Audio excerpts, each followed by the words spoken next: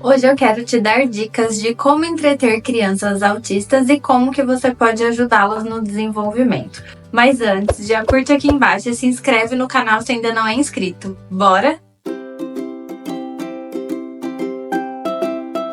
Oi, pessoal, tudo bem? Meu nome é Mariana e no vídeo de hoje eu quero conversar com vocês sobre crianças que se enquadram no transtorno do espectro autista e como que a gente pode conviver com elas de uma maneira mais saudável, ajudá-las no seu desenvolvimento e ter uma harmonia dentro de casa.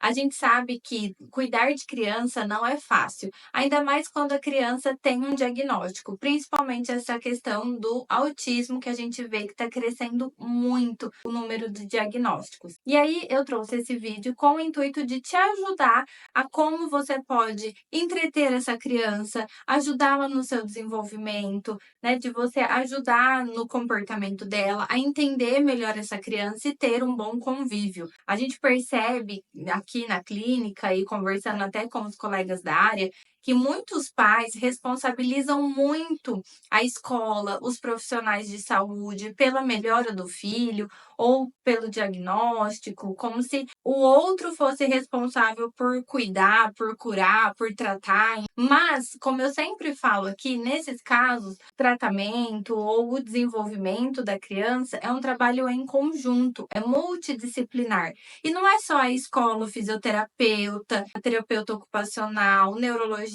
o psicólogo que vai fazer isso. Os pais também fazem parte dessa equipe multidisciplinar. Não é fácil, não é simples. O que eu vou trazer aqui não é uma questão de como você educa essa criança ou como você ajuda a desenvolver 100% essa criança. Eu vou trazer sobre o viés da psicologia, de como a gente pode conviver melhor com essa criança, entender melhor essa criança, trazer mais paciência e mais harmonia para dentro de casa, porque a gente sabe que não é fácil. Não é fácil a gente lidar com o diagnóstico, não é fácil a gente lidar com essas crianças que demandam mais em algumas áreas, outras não, mas da gente aprender também como conviver da melhor forma, né? Da forma que encaixe aí para você e que você ajude a equipe que está assistindo e está cuidando do seu filho ou de quem você conhece. Então, a primeira coisa que eu quero trazer aqui é observar essa criança. Eu estou enfatizando mais as crianças que se enquadram no espectro autista, mas isso pode ser de uma forma geral. As dicas que eu vou trazer aqui podem funcionar para todas as crianças, sejam elas típicas ou não.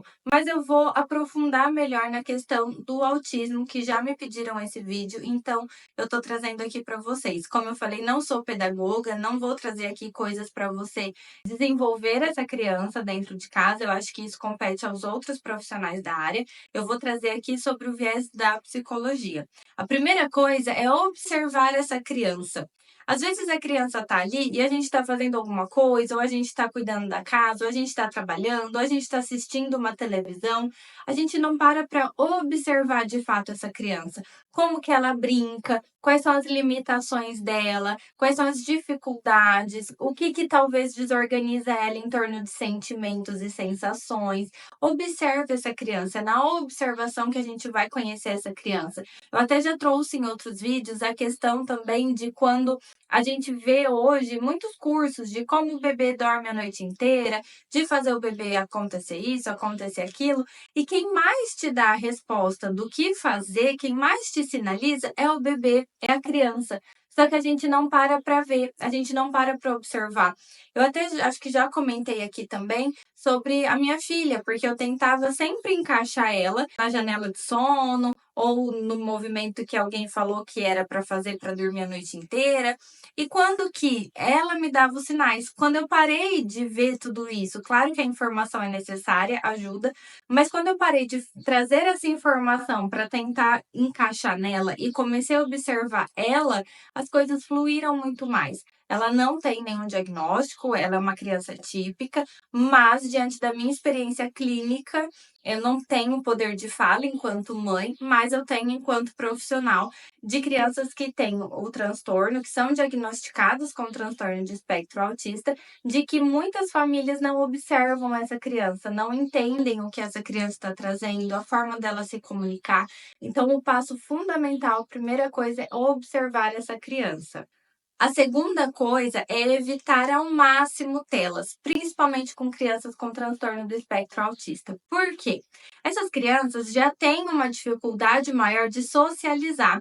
Quando a gente leva para a tela, fica muito mais difícil o trabalho em torno disso, fica muito mais pesado o trabalho em torno de socializar essa criança, minimamente falando. A gente não precisa trazer ela como super sociável, mas que ela precisa ter um mínimo de convívio.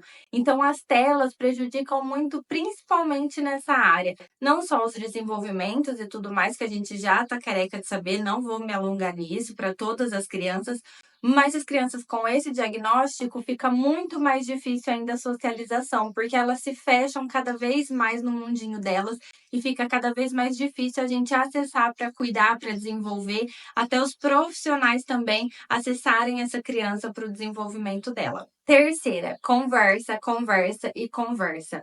Às vezes a gente acha que a criança não está ouvindo, que ela não está entendendo, a gente não conversa com essa criança, a gente não explica o que vai acontecer ou o que está acontecendo.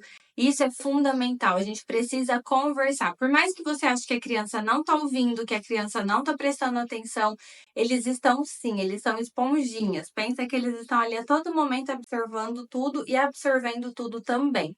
Então, esteja sempre atento a isso e converse muito com as crianças. Elas vão entender, elas vão se apropriar.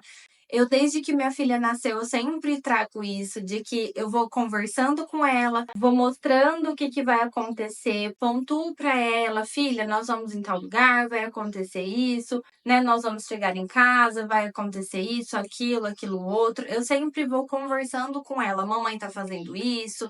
A gente sempre foi de conversar muito com ela e eles entendem. Quer dizer que não vai fazer birra, não vai brigar? Não, mas eu acho que a conversa é fundamental. Então, converse, converse, converse. Estimule as conversas com essa criança, porque também é uma forma de ajudá-la a tentar socializar. Outra coisa, tenta usar o mundo dessa criança a seu favor. Então, o que eu quero dizer com isso? Primeiro entra a questão da observação. As crianças que têm o transtorno do espectro autista, que foram diagnosticadas com o transtorno, elas tendem a ter uma rotina muito fixa, né? De se apegarem à rotina, de ter um brinquedo preferido, de ter um modo de brincar, enfim. E que você pode usar isso a seu favor. Então, se você percebe que ela gosta muito de blocos de montar, por exemplo, vai contando uma história, vai tentando interagir com ela através desse brinquedo, brinque com ela, movimente-se por, né, perto dela, enfim.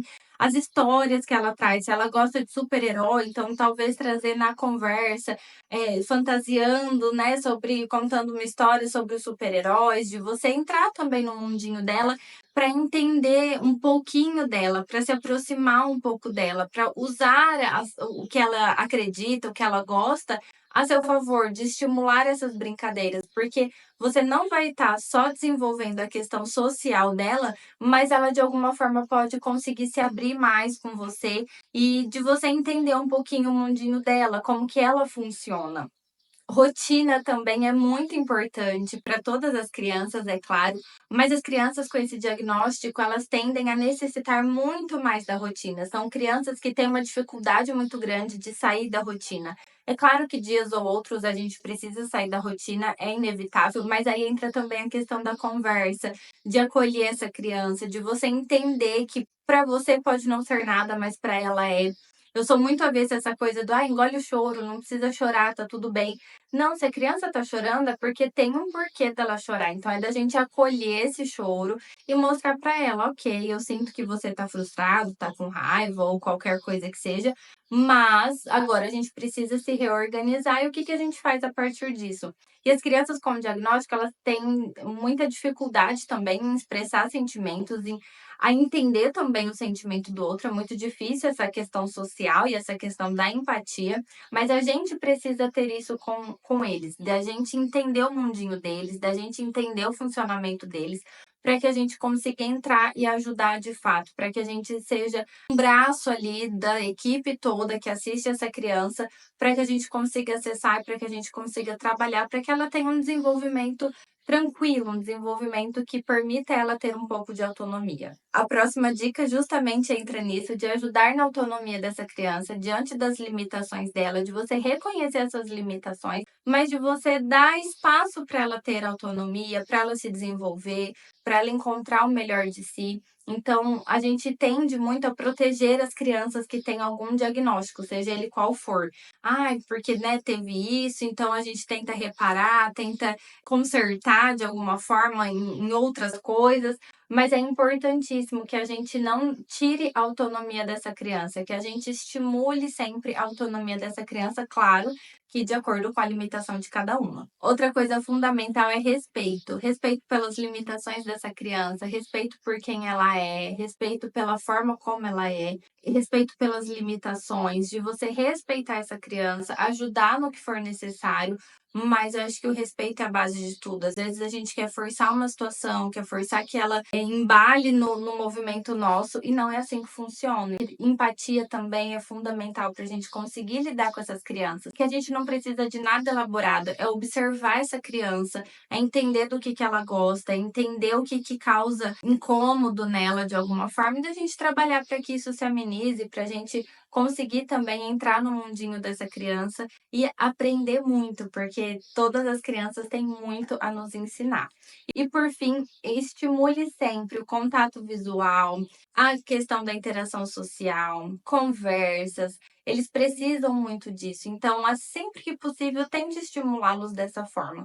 Eu acho que são dicas simples, mais difíceis de pôr em prática e que tem um efeito muito grande e que pode contribuir até com os profissionais que estão cuidando das suas crianças. E além disso, também questione os profissionais, peça orientação, peça dicas, né? Acho que os pais tendem muito a ajudar as equipes e não só responsabilizá-los pela cura ou pelo desenvolvimento, pela melhora do quadro. Eu acho que trabalhar em conjunto, cada um fazendo a sua parte, essa criança só tende a ter um desenvolvimento tranquilo e saudável. Bom, é isso, pessoal. Espero que vocês tenham gostado. Se você tiver alguma dúvida ou alguma sugestão ou alguma dica extra, comenta aqui embaixo. Eu adoro conversar com vocês. Já se inscreve no canal se ainda não é inscrito, deixa o seu joinha, ativa o sininho também para o YouTube te avisar toda vez que sair vídeo novo no canal e você não perder nenhum. E compartilhe esse vídeo com os amigos, assim a gente ajuda mais pessoas, a nossa comunidade cresce cada vez mais forte, mais unida e que se ajuda cada vez mais. Ah, e me segue também nas outras redes, o arroba tá aqui do ladinho. Lá eu tento postar um pouquinho da minha vida em tempo real e serão muito bem-vindos lá também. É isso, pessoal. Eu fico por aqui hoje. Um beijo e até a próxima!